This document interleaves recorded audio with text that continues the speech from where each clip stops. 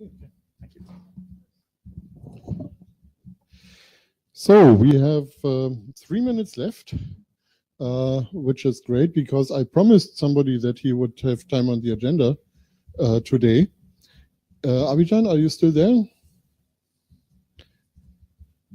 So we have been discussing interesting things you might be using CoRE for. And there are a lot of people out there in the operational area that want to use CoRE for telemetry, for network management information.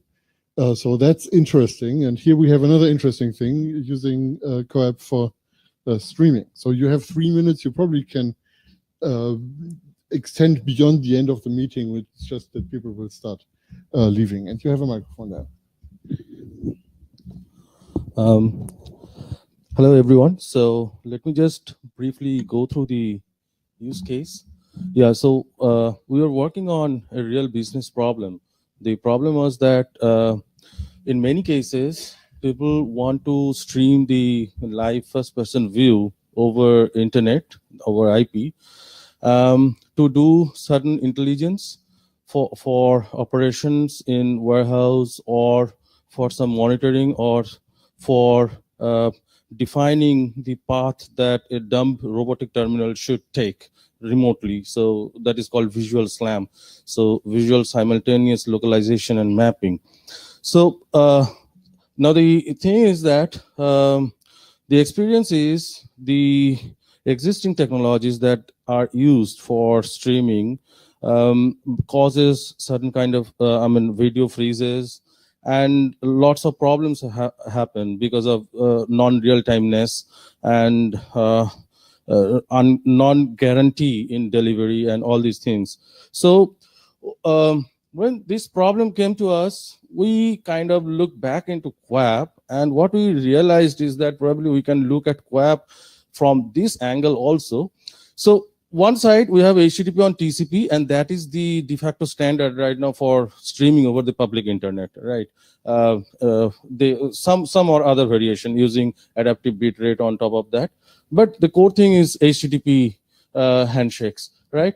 So we have RESTfulness, standardized APIs, we have reliability in there, we have wide adaptation, we have congestion avoidance. On the other side, if you look at the initial days since the beginning of this millennia, so we had this RTP on UDP, which guarantees real-timeness, but reliability is missing. Now, if we combine these two, we see that QAP is RESTful. QAP has both the options, so you can change between optionally between reliability, reliable delivery, and best effort delivery. And because no response actually gives you the open loop delivery. So we can marry the best of these two worlds using QAP intelligently. So the idea is that, can we have something that is equally good in sending small sensor data as well as streaming video or time series streaming? Can we have something like a counterpart of HTTP? So HTTP is, while it is giving you web services, normal web services, at the same time, it is not treating video as a spatial type of data, and it is streaming video with the same infrastructure. So can we have something for this scenario? Because in many cases, the dumb terminals which are moving around across warehouses or in different fields, or for some remote maintenance, they are also sending some small tiny sensor data as well as they're sending the first person view, so that the person sitting at the control room can do something. So I'll not go through much detail because to honor the time.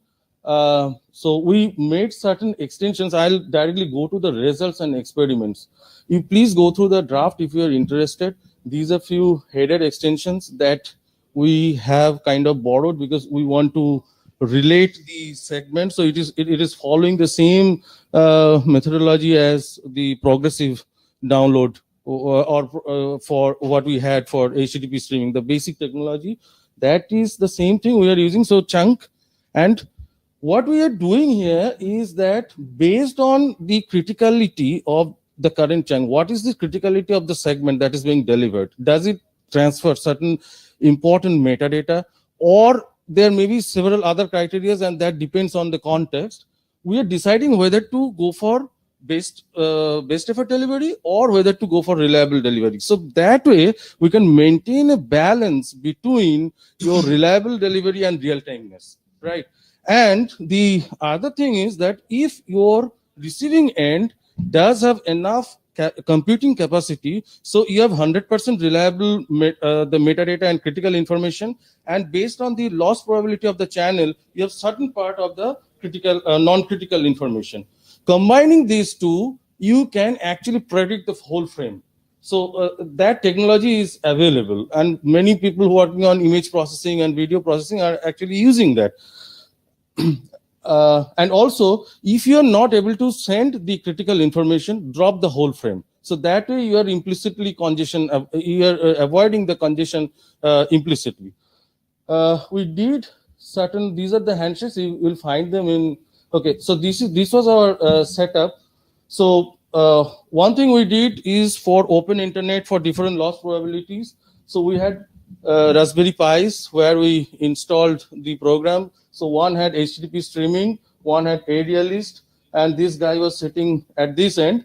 He's working with me, and we're streaming this over an emulated network setup, and we're trying to get the data on 3 different interfaces here over Wireshark. And there was another thing was we tried to create a realistic loss model. So there is an UAV moving around a warehouse, and there is a obstruction, radio obstruction, which is creating some shadowed area. And probably for 3 seconds, it takes to cover this area for 2 or 3 seconds, and we're getting a zero radio zone over there.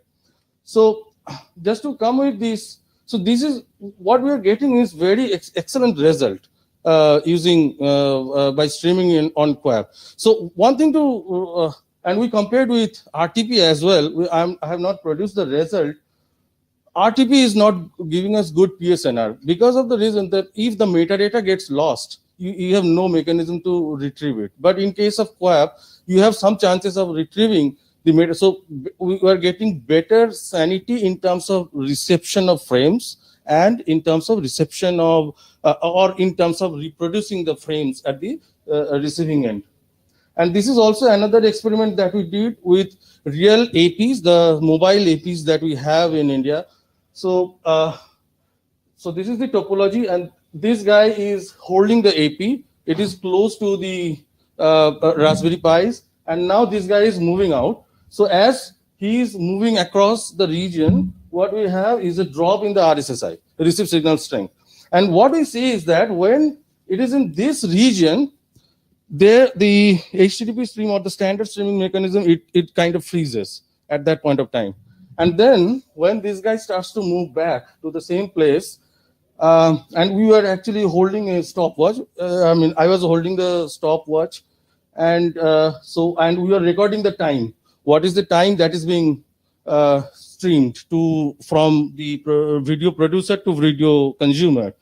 So when this guy comes back, and so now the signal has actually gone back to this level. What I say is that in case of what we did over CoRE, we see that the consumer is showing just the exact time what we are showing. So there was momentary loss because the signal just dropped down. So there is a zero radio kind of thing, but it quickly recovered back, right? Whereas here we see a complete 6-second lag within this period of time. And if I have more loss instances over there, these 6 seconds will get increased. If I use RTP, then what will happen is I lose more of the frames. In this case, we just worked with JPEG streaming. One of the reason for, or motion JPEG, one of the reason for using motion JPEG is that we wanted to avoid the complexity of time compression in this case. And the other thing is that in many cases, to take the decision logic uses the information in a frame. So they have to reconstruct the frame and do the image processing to extract the information. So if I'm transmit the motion JPEG, maybe I'm not at that high frame rate. Maybe in this case, we send, I think, 5 or 6 frames per second.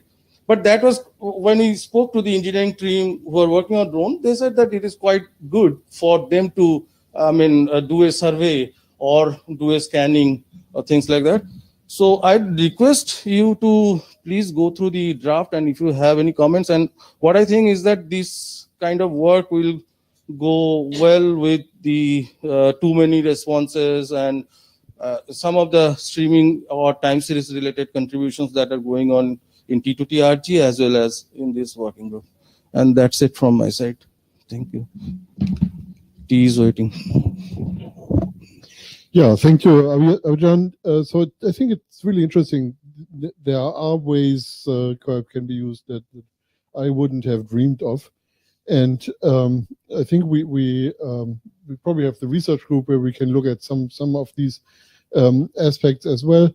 I think we should find how these customers from management, from this is not exactly video, it's a slightly different kind of video, but how they actually fit into our ecosystem. And we had the DOTS people here the last time. And I think this is all very interesting and very promising. And I would ask you to have a look at the document that is out in the Internet Drafts Directory and look there for more details. So with this, I think we're at the end of the meeting, and see you all on Thursday. Thank you all.